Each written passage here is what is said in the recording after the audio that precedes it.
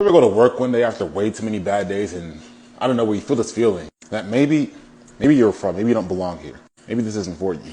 Well, why the spliff has hit me because we got the trauma bond like a motherfucker.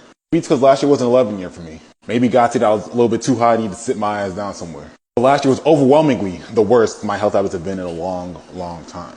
I injured my chest and my shoulder. And anyone who knows me knows that my shoulders are my favorite body part. My gut health was in shambles. And weirdly enough, I developed eczema for a part of the year when I've had clear skin my entire life. It was crazy. I couldn't make any sense of it. I didn't know why it was happening, where it was coming from, it was just confusing. By itself, isolated, it sucks, but it could be worse, not a big deal. It got unacceptable when it got to the point where I was missing workouts. That's a big no-no. Inconsistent with myself, all the while I'm getting my clients' results at the same time. It was a big mindfuck for me.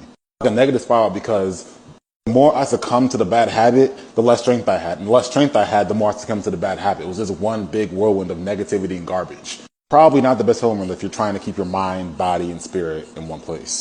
After some reflection, after some pattern recognition, I understood that it's all a mind game.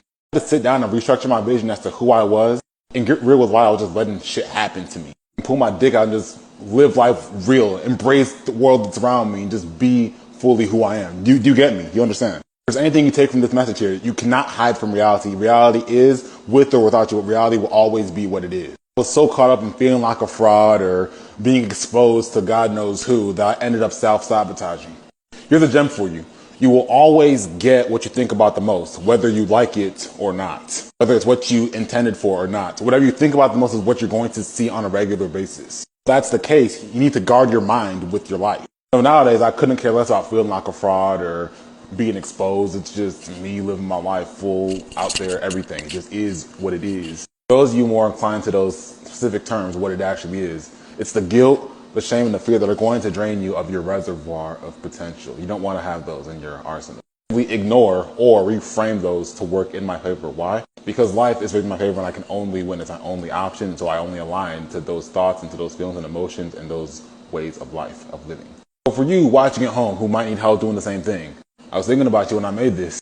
I have a Mindset Rewire guide that I use during my time figuring this whole thing out. My clients use the exact same thing outside of their program when they work with me to figure it out. And I'm offering it to you here. If you need that same guide that I use to get out of that rut and become who I am today that you're sitting here listening to and learning from, just comment for it here.